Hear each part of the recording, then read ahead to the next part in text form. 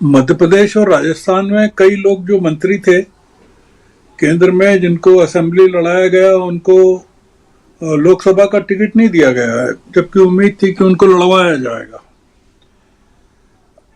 बहुत सारे नाम है, राजस्थान के भी बहुत सारे नाम है अगर आप देखेंगे तो देखिए, आपने ठीक कहा। मैं जो इन्होंने रविकांत जी ने जो कहा था उससे मैं भी एग्री नहीं करता हूँ, और इन्होंने अमलेंदु ने जो कहा वो भी थोड़ा सा एग्जेगरेटेड है। काफी सावधानी से इन लोगों ने लिस्ट बनाई है और जो अवेलेबल लोग हैं 16 राज्यों के घोषित किए हैं इन्होंने जी, और काफी इंपॉर्टेंट राज्य भी हैं। बंगाल भी है, जैसे मान लीजिए इसमें उत्तर बंगाल की कई सीटें, इंपॉर्टेंट सीटें हैं जो इन्होंने घोषित कर दी। झारखंड है, तेलंगाना है, असम है, अपने खुद के राज्य तो हैं जो जिसमें इन्होंने किया है। मध्य प्रदेश, छत्तीसगढ़, राजस्थान तो है। तो मैं इसको अंडर एस्टिमेट नहीं कर रहा हूं, क्योंकि अगर हम ऐसे मानेंगे कि अंडर एस्टिमेट करेंगे कि ये 195 बेकार हैं या कमजोर हैं, तो फिर हम क्या करेंगे? मतलब 150 सीटें दक्षिण की और 195 ये भी अगर कमजोर हैं, क्योंकि इसमें केरल के ही हैं, मतलब मोटे तौर पर जो दक्षिण भारत के, तेलंगाना और केरल के दक्षिण भारत में। ये काफी सोच समझ के, जैसा कहा गया है कि इसमें उम्र का भी ध्यान है और पिछड़े वर्ग का, जैसा इन्होंने प्रशांत जी ने भी कहा या किसी ने कहा कि राहुल गांधी का जो प्रेशर है, ये रविकांत जी ने जो कहा पिछड़े वर्ग का। पर अगर आप महिलाओं को 1/3 प्रतिनिधित्व की बात करते हैं, महिला बिल लेके आते हैं, तो आपने कुल कितनी महिलाओं को दिया है? 195 में आप 28 को दिया। 28। हाँ, तो ये आपके पाखंड को एक्सपोज करता है कि आपने महिला बिल लाए, इतना आपने ढिंडोरा पीटा, प्रचार किया, और फिर आपने खुद की जो लिस्ट बनाई उसमें आपके पास महिलाएं नहीं है चुनाव लड़वाने के लिए। तो इस लिस्ट का जब पोस्टमार्टम होगा, एक केयरफुली होगा कि किन लोगों को दिया गया, क्यों दिया गया, तो इसमें से बहुत सारी चीजें निकल कर आई। एक इन्होंने शिवराज सिंह की बात कही, प्रशांत जी ने। शिवराज सिंह को टिकट देना बहुत जरूरी था राजीव जी। शिवराज सिंह, देखिए, मध्य प्रदेश का चुनाव जीतने के बाद विधानसभा का सबसे पहला काम शिवराज सिंह ने यह किया था कि वो छिंदवाड़ा पहुंच गए थे। सबसे पहला काम, उनको लग रहा था कि मुख्यमंत्री वही बनने वाले हैं, और छिंदवाड़ा जाके उन्होंने ये कहा कि हम यहाँ की सभी विधानसभा सीटें हार गए हैं और पिछले लोकसभा चुनाव में केवल छिंदवाड़ा रह गया था, अब हमको छिंदवाड़ा भी जीतना है, और मैं यहां से शुरुआत इसलिए कर रहा हूं कि मध्य प्रदेश की 29 सीटें इस बार जीतकर दिखाना है। मुझे शिवराज सिंह को लेकर एक ही शंका है कि वो अपनी खुद की सीहोर की सीट को लड़ेंगे कि वो मध्य प्रदेश के लिए मोहन यादव के लिए काम करेंगे या वीडी शर्मा के लिए काम करेंगे, जिस आदमी को इतना ह्यूमिलिएट किया गया हो। क्या वो जो छिंदवाड़ा में संकल्प था 29 सीटों का, वो करेगा क्या? पिछले तमाम चुनाव में राजीव जी, 2014 का भी और 2019 का भी, पूरा का पूरा श्रेय लोकसभा में सीटों को जीतने का वो शिवराज सिंह को जाता है। आप देखिए कि 2018 में विधानसभा हार गए थे शिवराज सिंह जी, पर 2019 की सारी सीटें केवल एक को छोड़कर लोकसभा की जीत गए थे। तो शिवराज सिंह अगर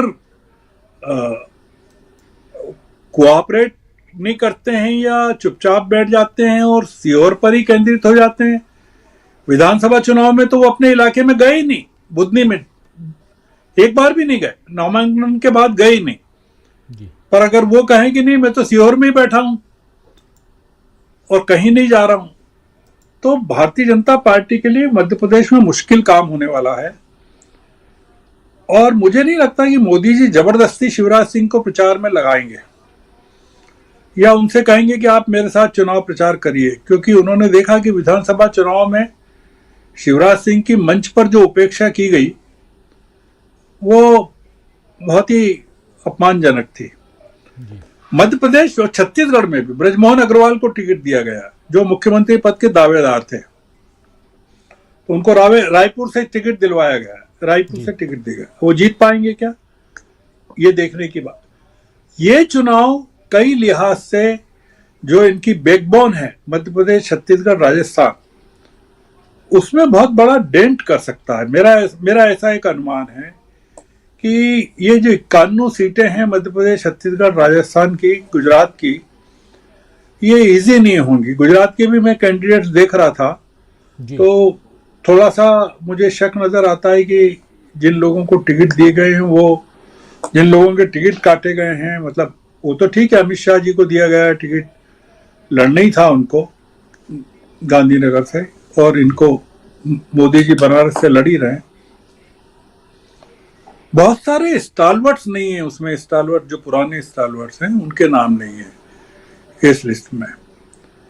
तो वो तो ठीक है, मंडाविया हैं और तमाम लोग हैं जो मंत्री हैं, पर बाकी थोड़ा सा दिक्कत का काम है। कुल मिलाकर ये जो लिस्ट है, इसके दो मैसेजेस हैं।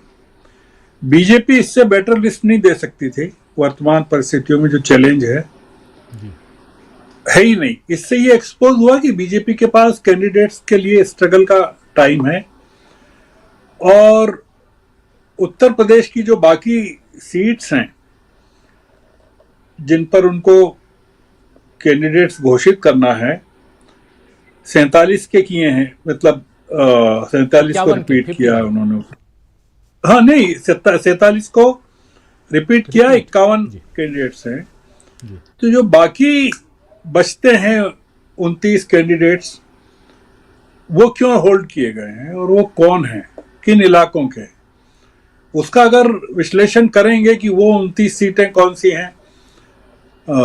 अमेठी से कर दिया है तो रायबरेली से क्यों नहीं किया है, सुल्तानपुर से क्यों नहीं किया है, क्या अमरोहा से कर दिया है, मेनका गांधी की सीट से कर दिया है, वरुण गांधी की सीट से कर दिया है। और अगर नहीं किया है और वहां करते हैं और ये दोनों वहीं से खड़े होते हैं, तो परिणाम क्या होंगे। उत्तर प्रदेश की राजनीति का जो पेच है, वो ये जो बाकी सीटें बची है राजीव जी, उसमें फंसा हुआ है। जो सीटें घोषित हो गई उसमें नहीं है। घोषित हो गई वो मान के चल रहे हैं कि हाँ, ये तो जैसे मान लीजिए कि फतेहपुर से साध्वी निरंजन को दे दिया गया, निर्जना को दे दिया गया, या कैराना से भी दे दिया है इन्होंने किसी को जी। पर जो आरएलडी की सीट्स हैं, आरएलडी मथुरा मांग रही थी तो इन्होंने इनको दे दिया, हेमा मालिनी को दे दिया। अभी बागपत की घोषित नहीं। ऐसी बहुत सारी सीटें हैं जो ये तय करेंगी कि इनके जो अलायंस पार्टनर्स हैं उनके साथ इनकी क्या स्थिति है, और वो बाकी सीटों पर क्या पेच है। जो ये जिस मीटिंग का बता रहे हैं प्रशांत जी,